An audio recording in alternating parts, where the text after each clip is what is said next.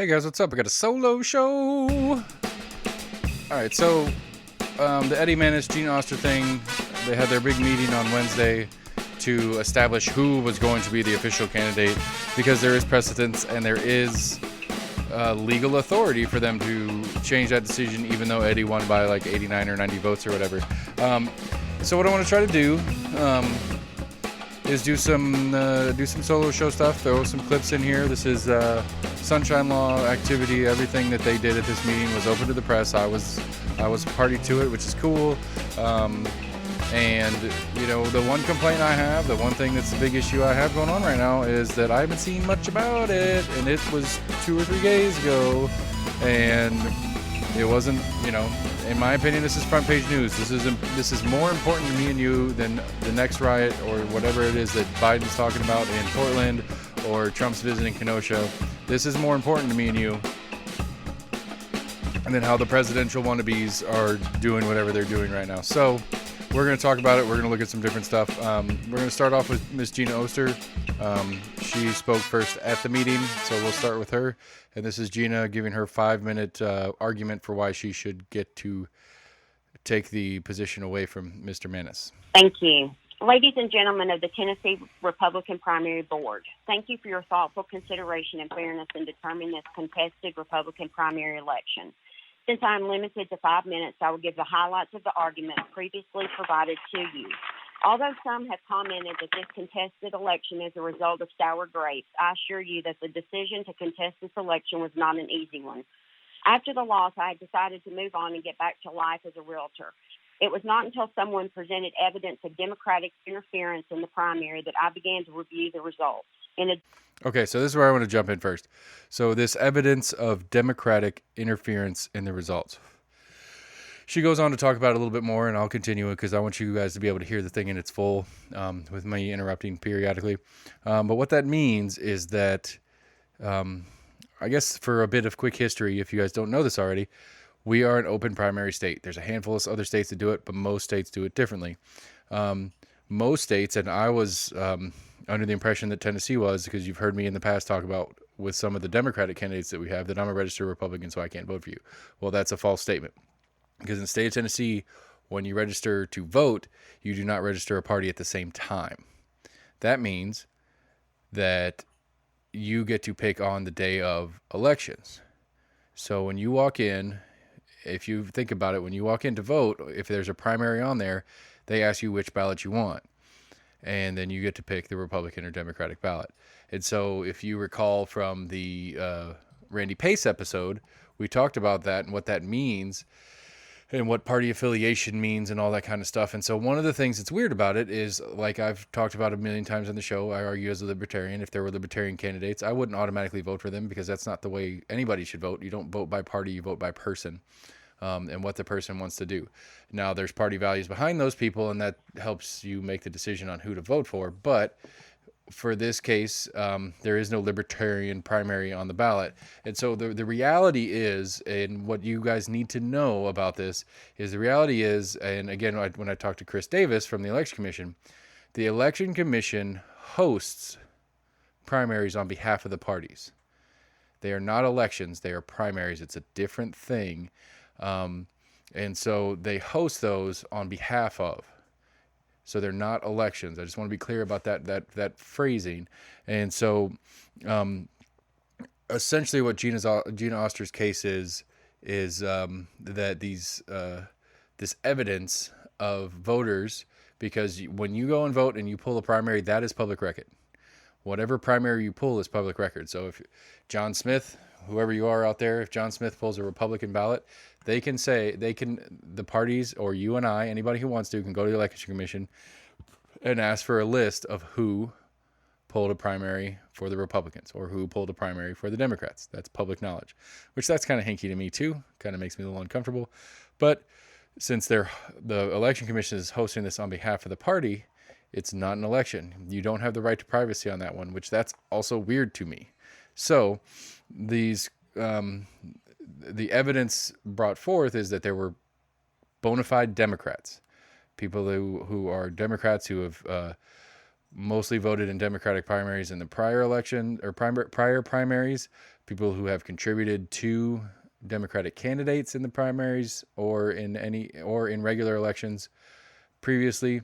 So there's a list of people, I think they said 116, that are what they're considering questionable Republicans that essentially by rules should not have pulled a Republican primary ballot because they are actually Democrats, which is like a Class E felony or something like that. That's what Randy was talking about. It's a felony to pick up a ballot for a party you're not associated with. And now it's a fun, weird thing in terms is because what does associated with mean? And then there's like a very weird kind of breakdown of how to, what's the word I'm thinking of? Like if somebody wants to contest that you're a Republican or not, they have to basically be in the polling station with you. And since it's public record, they're allowed to see you sign in to vote and see that you pull a Republican ballot or primary, and they can say that guy's not a Republican, he shouldn't be doing it. That's the only way you can contest it. So that's one of the weird things in it. So let's continue Gina for a second, and I'll pop back in. In addition to looking over voter history, we compared donor history and Democrats that disclosed their affiliation to Republican voters in the primary. We found that Democrats clearly exceeded the 99 vote difference. At that point, something had to be done. I can tell you that courage is hard to find when you might stand alone.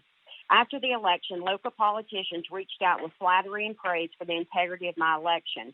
I knew contesting the election was an unpopular political choice and might see me in a negative light, but I remembered the Republican voters that I promised to stand for conservative values. I remembered the Republican voters that I promised to keep Democrats from destroying the American dream, and I remembered the Republican voters that I promised to stand for something other than just an election. Because there was no one else to keep my promises, I dug deep to find the courage and decided to fight. In a dose of political reality, the flattery and praise quickly turned to threats and intimidation by those same local politicians. I hope that members of this body have not experienced the same. I'd like Although to know who those guys are. Members on this board that will not consider any evidence that I provide, even if I told you Obama voted in the primary. The evidence that I have provided to you proves that Democrats voting in the primary exceeded 99 votes. Even Mannis supporters have admitted that Democrats voted in the Republican primaries. However, they want you to believe that I must prove Democrats voted for Mannis to invalidate the election, and that is not the case. So, again, that's another thing that kind of pops out is that while the fact that you pull a primary is public record, who you actually vote for is not. That is a privacy thing under some voting act from forever ago. And so one of the issues the Gina team has is that they can prove that over the 99, because that's where the difference in the election was, there were more people who they can prove are Democrats or at least not Republicans pulled Republican primaries than the difference in the vote totals. But they can't prove that those people in turn voted for Eddie Mannis as part of it. And that's one of the things that's going on here. Just to keep in mind. Even though there's proof that Mannis' campaign sought Democratic votes, only two things must be proven to invalidate this election. First, I must prove that ineligible voters voted in the Republican primary. Democrats voting in the Republican primary satisfies that requirement. Second, I must prove that Democrats caused uncertainty in the Republican primary. Since Democrats surpassed the 99 vote difference, no one can determine which candidate was chosen by Republican voters. Therefore, we are left with uncertainty in the Republican primary. Some here will say that Democrats voting in a Republican primary is acceptable. Maybe they're right. Maybe it will not become a larger problem. Maybe future Republican primaries will not be decided by Democrats. Maybe, just maybe, conservative values will survive while we let Democrat vote in Republican primaries. At the SEC meeting, I heard members discuss the value of Republican brands. Why does a Republican brand have value? Is the value based on a set of conservative principles that voters can trust? What happens when conservative voters no longer trust the Republican brand? And will Eddie Mannis be the one to break the trust with Republican voters? As a reminder, there's nothing to ensure that he will vote for Republican values in the legislature or keep him from switching parties. Now, while she is absolutely correct in that statement, that is a concerning thing to me as a general citizen. The fact that the concern is that Eddie Mannis isn't, quote, Republican, so if something that is a Republican issue comes up, he may not automatically support that because he's not a Republican or whatever. And that's the biggest that's the big issue to me as a voter here. It's like I get it that the party is allowed to kind of play the game that they want to play or whatever, but the concern is that since this faux Republican got into the seat, he's not going to automatically support what the Republican Party wants him to support. And I get that. I get that on the Republican Party side of things, but for John Q. Citizen and that is in the state of Tennessee, that Eddie Manis is voting on certain issues this way or that way, the fact that he does or does not vote specifically by the Republican line, that's not a bad thing. It should be an issue to issue thing. And so I just want to jump in on that. Go ahead. As the SEC voted to exclude Eddie Manis from the Republican ballot, but you were told that your vote did not matter. You were told the opinions of a few officials are more important than 66 elected members of the SEC. Did that seem like the process was wrong? Okay, so that's another thing that I've been trying to wrap my head around. And so one of the issues for Eddie, and from the get-go, is that he pulled his petition to run, checked the box, said he wants to run as a Republican, didn't have an immediate issue with it, but that somebody on the state level, I don't know who exactly it was, brought up the question, because there is some of the history by the bylaws of the party says that he doesn't necessarily fit. But then they have the exception thing, and this is what Randy was talking about when he was here. They have all these exceptions and logical ones, like Randy's example. You have an 18-year-old who doesn't have 10 election histories to that person because they just now became active legally. And, or we had Kyle Ward in here, and Kyle Ward was an exception because he didn't have enough primaries under his belt because he missed a handful from his earlier years as an adult because he was overseas, fighting whatever thing he was with the Air Force. So, what Gina is playing to right now is that the board, the people that are listening to this phone call that aren't the media, had already voted to say no, Eddie is not a Republican. He shouldn't be on here. But there's a vouch system, and they talk about it in the post, and I'll go back into that vouch system thing later. But he got in anyway, and so there's a disqualification conversation. It's kind of weird, but let's continue. The reason it felt wrong is because it was. The SEC has the sole responsibility to determine if a candidate is bona fide. No one, not elected officials, and not even the state chairman can override your vote. The law gives the SEC the exclusive right to decide if a candidate is bona fide. Once the vote to disqualify Eddie Manis was taken, it was final, and he cannot be the Republican nominee. Currently, the SEC has disqualified Eddie Manis, but the determination has not been transmitted to the coordinator of elections as required by law. No matter what happens today, Eddie Manis will remain. So again, that's the thing that came up in the post conversation amongst the members is that there was some issue as far as it wasn't. Somebody didn't email the right person. Essentially, is what I'm getting. What I'm getting from it is that the SEC, this is the State Election Commission for the GOP, made the decision and voted that Eddie is not a Republican.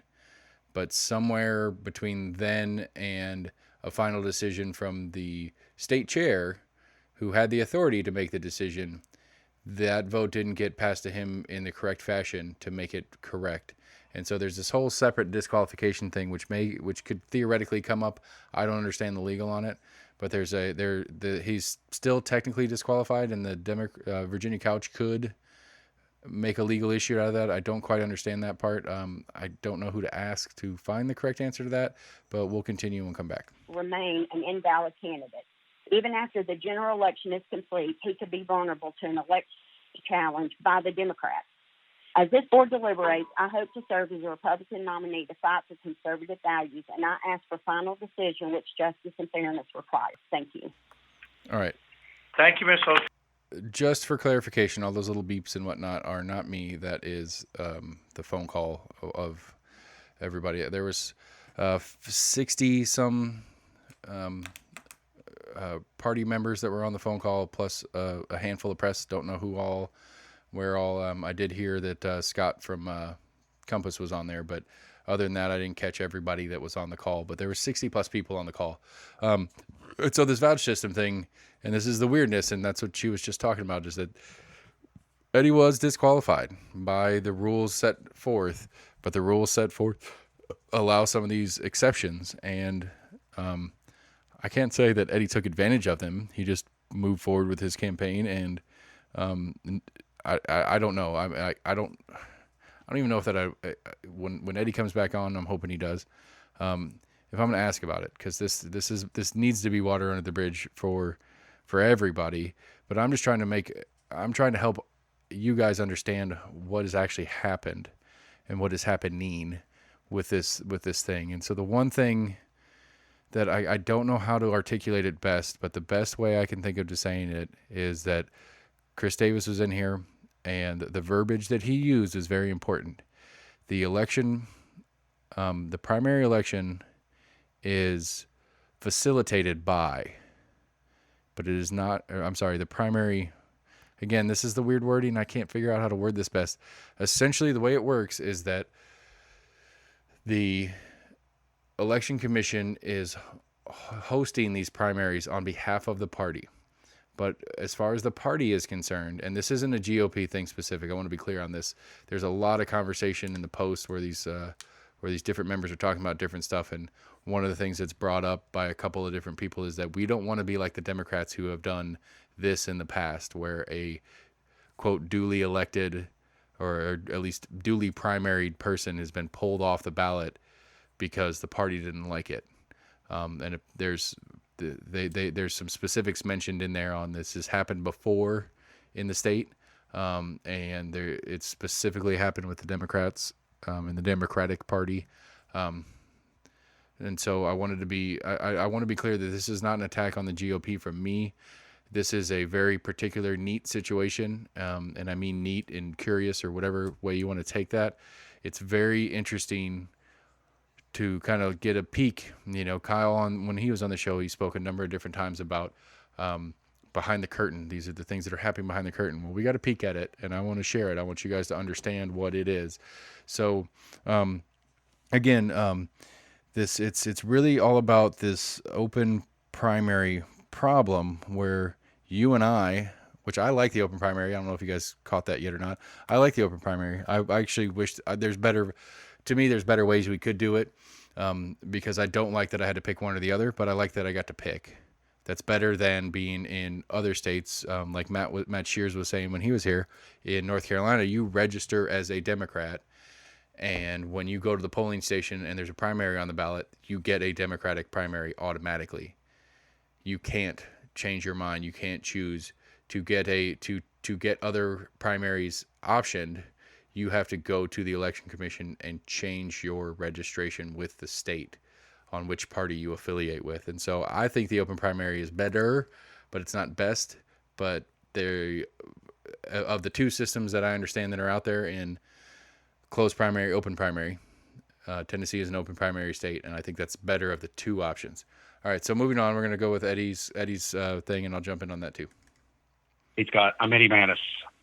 Before my legal counsel provides his perspective on this matter, I wanted to personally thank the members of the SEC for their patience throughout this process.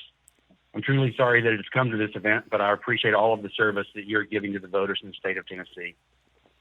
I think my Republican record speaks for itself. I have contributed to Republican candidates, raised money for Republican candidates, installed yard signs for Republican candidates, voted for Republican candidates, and campaigned on a Republican platform my entire adult life. Okay, so this is something that Eddie talked about when he was here. Not here, but when we did our show with Eddie, he was talking about, well, who gets to pick who. This is one that I go against Eddie on, is that, he was on the show here, and I can't remember. He's like that's like somebody telling you whether or not you're a Christian, and it's like, well, I get his analogy. His analogy makes sense, but the difference is that God's in the room in the GOP. This isn't, I mean, if you're going to, his Christian example is not accurate in the sense that there is a group of people, 60 something people, and a state chair and a county chair and all these other different people that are allowed to make this decision, whether you feel like they're right or not. And that's one of the problems, I think, with what's going on here, is that Eddie feels like he is a Republican, but he has made some decisions, and I appreciate that personally, but he has made some decisions to do some things and vote for certain people because he thinks they're better for the job, and they don't happen to be Republicans, and by the rules, that makes him not a Republican. We'll comment on that later.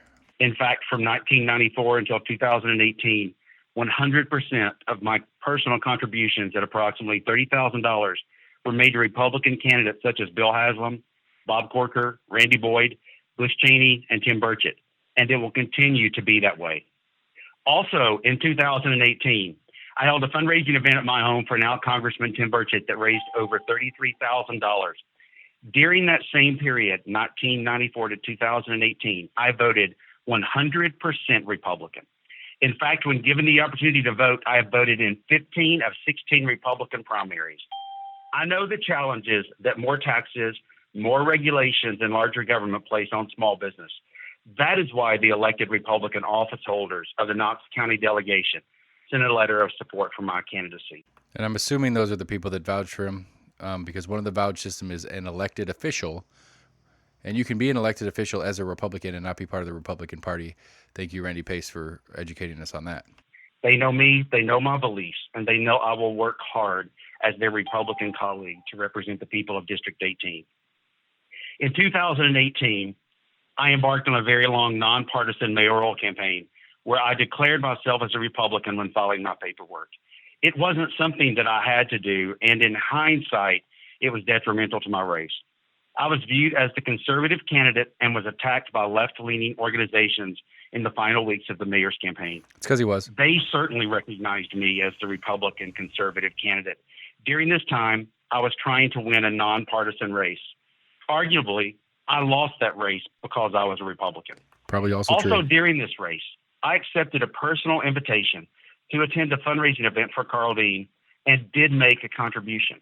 Although I think Carl Dean is a fine man, I did not vote for Carl Dean in the primary. That's the thing right there. That's one of the big things right there, is that he made a contribution to Carl Dean's campaign. I don't know who Carl Dean is. I don't know anything about him, but my inference from this, and if I was a better journalist, which I'm not, I would have done the research and find out who Carl Dean is. But the reason I'm assuming he brought this up is because that is public record that he donated to that campaign, and he brings this one up particularly because Carl Dean isn't a Republican.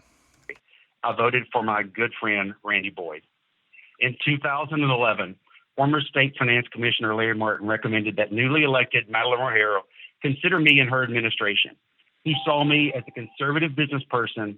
Oh, to keep on that Carl Dean thing for a second, the Madeline O'Hara thing, he goes on about that for a second, but to keep on the Carl Dean thing there for a second. So think about it this way, is that if you make a conscious decision to support a candidate financially because you think they're up to good stuff and you want to see where it goes, whatever it is, it doesn't matter, that is on your permanent record. And if you ever decide to run for office, regardless of how you voted and how all these other things have done, but if you happen to, for the example, if you happen to be Eddie Menace and you happen to feel like you're a Republican and act like a Republican most of the time, but happen to, meet a guy and think that he's doing good work and want to help him on his journey, even if you don't vote for him when it comes down to the vote for him part, but you're like, hey, you're running a good campaign here. Let's see if this helps you out. If nothing else, I'd like to see, okay, let's switch this off a second. Let's just take the metaphor out of this thing for a second. I want to see the best people all the time show up. I want to know the most about all the candidates I can. And so if I went out and I don't pay guests because they want to be here. It's for their benefit to come on the show. But let's say I paid guests. Let's say I incentivized these candidates to come. I could never run for office as either party because Eddie Manis, I donate $100. It's probably illegal anyway. We're not doing this, just to be clear. But hey, Eddie Manis, if I donate $100, will you come on my show? Because it's good for our ratings. It helps us grow and be a bigger show, and then I can get bigger sponsors and blah blah blah blah blah. So let's say that becomes that becomes the rule of the show. That as a way to get all these candidates to come on the show, we donate to their campaign as incentive to get them to come on the show. Come on the show, I'll give you $100. You can use the time to spread your message. I can use that to get me more likes, more clicks, more whatever, get better campaign or get better advertising dollars for my show. As you guys know, we don't advertise yet because nobody wants to yet because we're not that big yet, blah, blah, blah, blah, blah. But let's say that's the practice of the show. And if that's the practice of the show, I can never run for office as either party because I'm immediately disqualified from either party if I've ever donated to the other party. So these are the rules that Eddie's fighting, I guess, for lack of a better word. That would help bring credibility and confidence from the business community to her administration. I was appointed Chief Operating Officer and Deputy Mayor. No doubt, it was great exposure to the inner workings of government and enhanced my desire for public service. And again, so Eddie Mannis, who is a successful businessman in the city and county of Knoxville, Knox County, whatever, gets appointed or gets approached and appointed to a position in a Democratic mayor's office because a finance guy, a guy that understands the executive of running the numbers, doing the math, would be a good guy to have on there.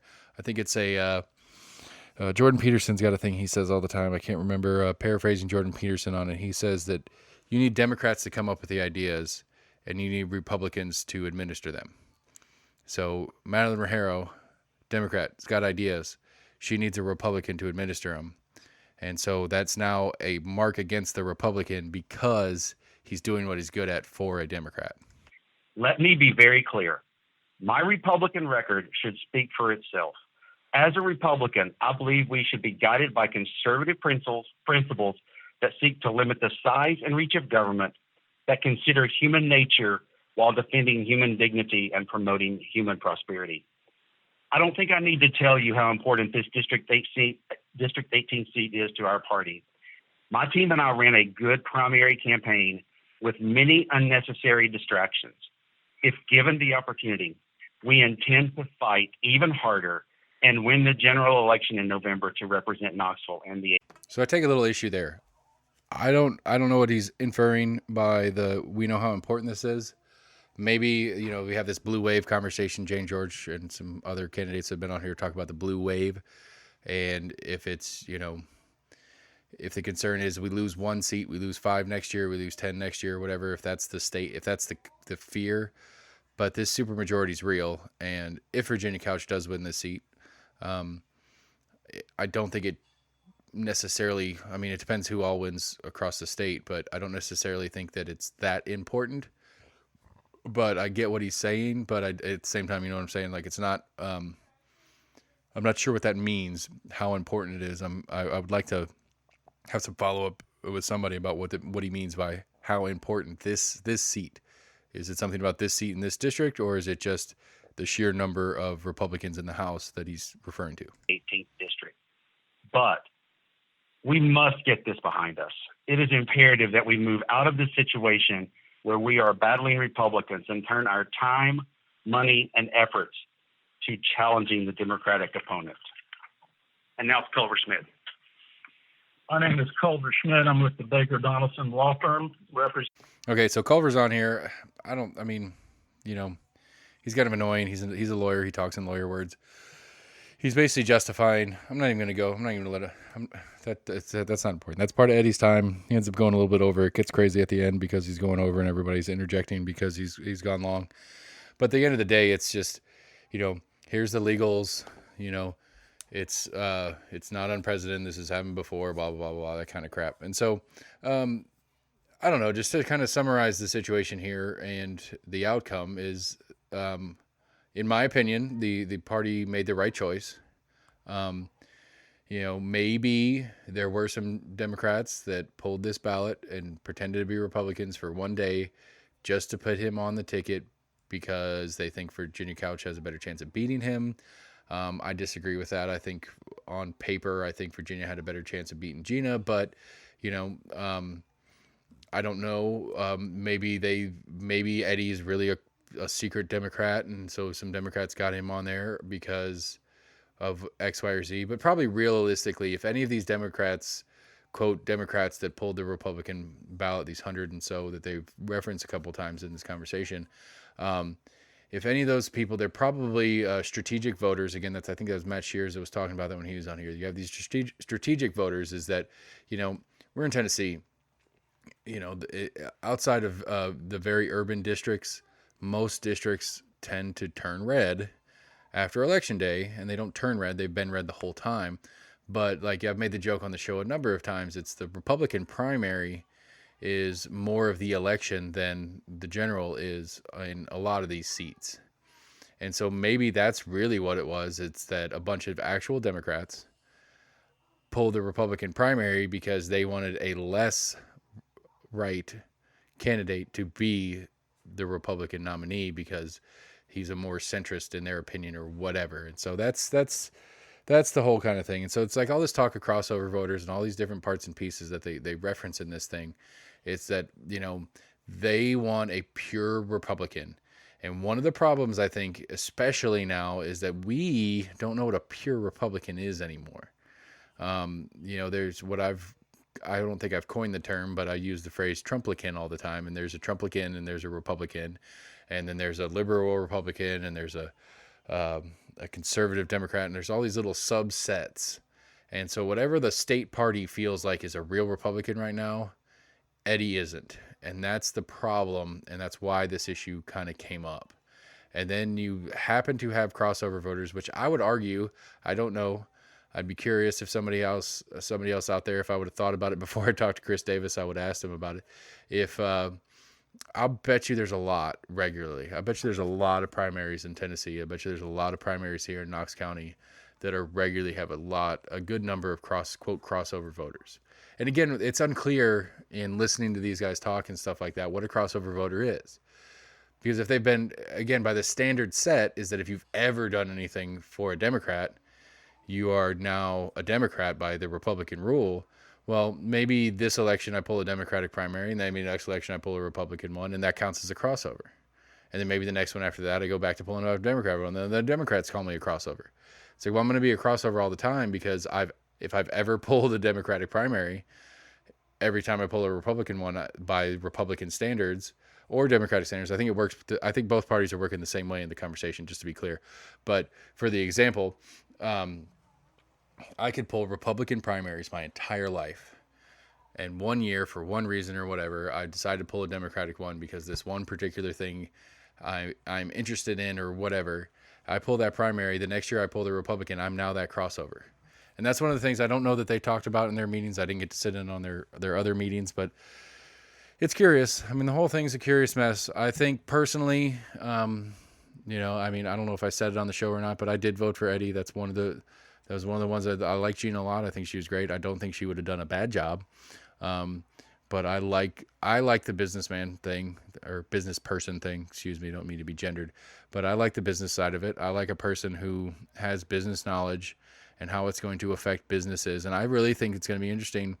Virginia against Eddie. I think both of them have a business first ideal, and to have a Democrat that is concerned about business needs makes a really good conversation. And so I think they're going to be a very interesting race moving forward. And so we'll see. I'm excited. I'm truly excited about this one. I'm excited to talk to both of them again. I'm excited to talk to Eddie and not have to talk about this part of it, even though it's still going to be a thing. But really, the end of the day here, the main thing I want to get across about this is that they talked a number of times post their 5-minute little clips of whatever shit. They talk a number of times about how we need to close the primaries. And that they put it before in committees and stuff before in the legislature, and that for whatever reason it's not passing. And I'm good with that. And so as a double bonus to this, to me, I would assume Eddie is not going to be one to vote for closing primaries in the future. And I'm good with that. I understand Randy's not. I understand. I don't know where I didn't, this wasn't a thing I understood when we had Matt on the show. But I might follow up with Matt and ask him about it and be like, what do the Democrats think about closing the primaries? Do they want to close the primaries, or do they want to keep them open primaries? And so I don't know. I mean, I think that's the one thing to me is I think options are important to me and you. We are voters, and we need to do better. And we need to hold these people to a better standard of doing the things. And so the Republicans have the options. The Democrats have the options. Both parties have their options. They didn't have to let Eddie on the ballot. They screwed up, air quotes. I don't know if they screwed up, but he loopholed it, or the powers that be, or somebody's thumb was on the scale, whatever it was. He was on the ballot, and once they let him on the ballot, they had to let it go. And I think they made the right decision politically and realistically. I think the right thing to do was to have it, but just you guys need to know that they didn't have to do that. That meeting could have ended, and they can be like, nope, Gina's the candidate. It does not matter to you. It does not matter to me. It doesn't matter to anybody else that you voted one way or the other, because you didn't vote. You voiced your opinion for a primary. And it's a weird thing, and again, I can't articulate it well, but the main thing to take away from all of this is that the parties at large have no obligation to take your primary vote seriously. The only reason they do take it seriously is because it'll look bad if they don't. But it'll look bad. It doesn't disqualify anything. They're not doing anything illegal. They're well within their rights as a party, and X, Y, and Z, and all the different stuff that goes on. They can do it. They're allowed to. Nobody can stop them. They just have to answer, and then not even them. There's just like the 5 or 6 of them, or however many of them that are in Knox County, and even less than that are in that district, District 18, that'll have to hear about it and be like, wait a minute, we voted and we put this person in. And they're like, no, we didn't. And they go back and forth. So, end of the day, if you have the opportunity, you need to voice it to whomever your legislative body is, and tell them that closing the primaries is a bad idea.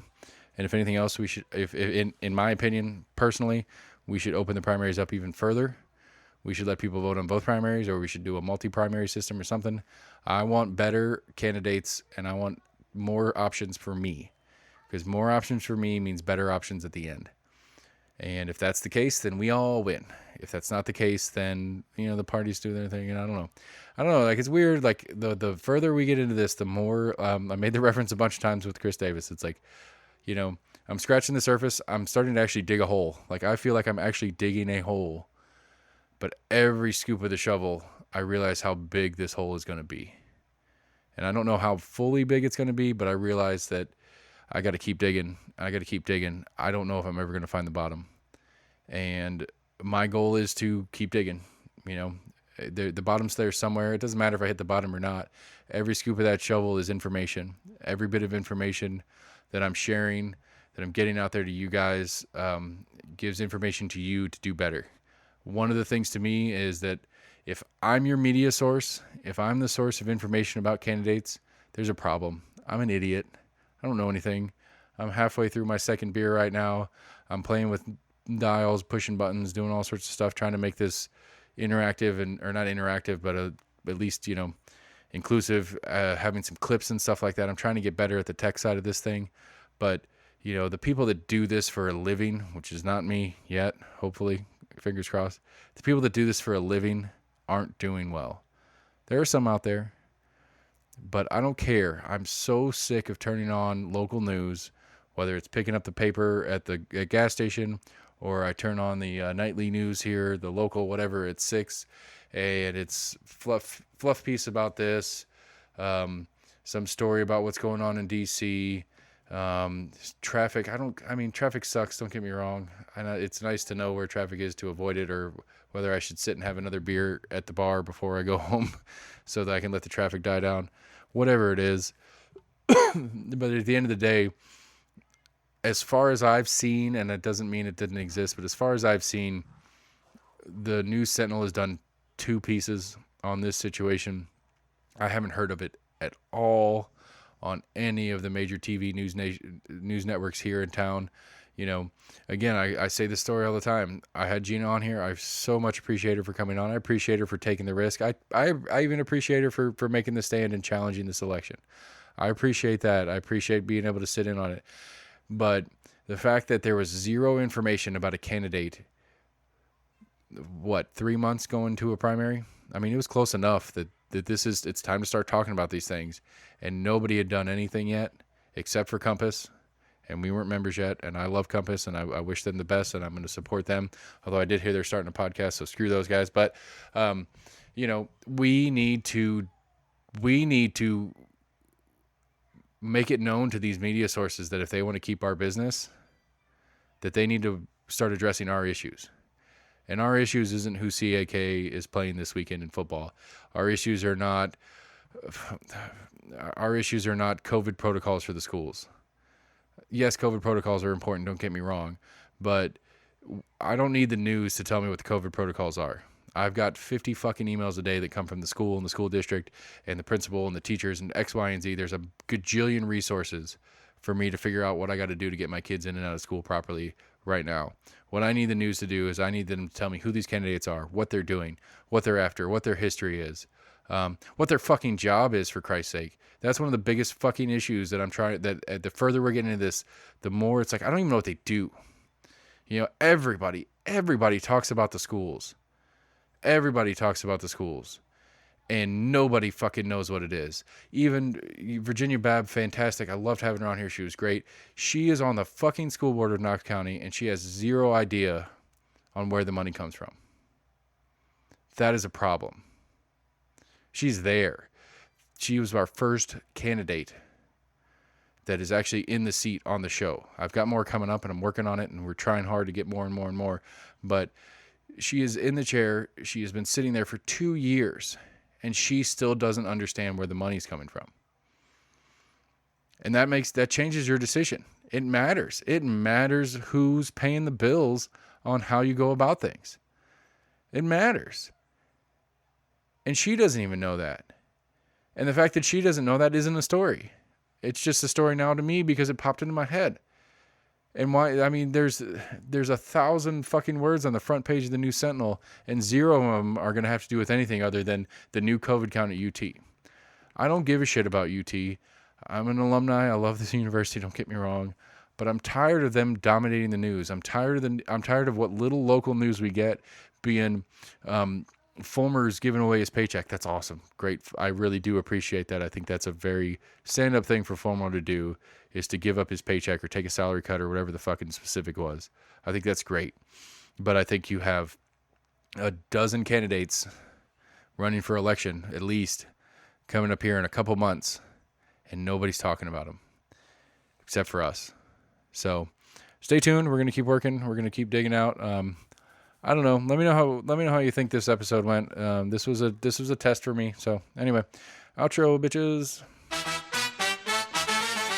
So like I said, that was a solo episode. It was a test. It was to see if I could ramble on for 45 minutes to an hour or whatever, to make something coherent at the end. Because again, I don't structure. I don't think about it. Like, I pulled these clips out, and there was more in there.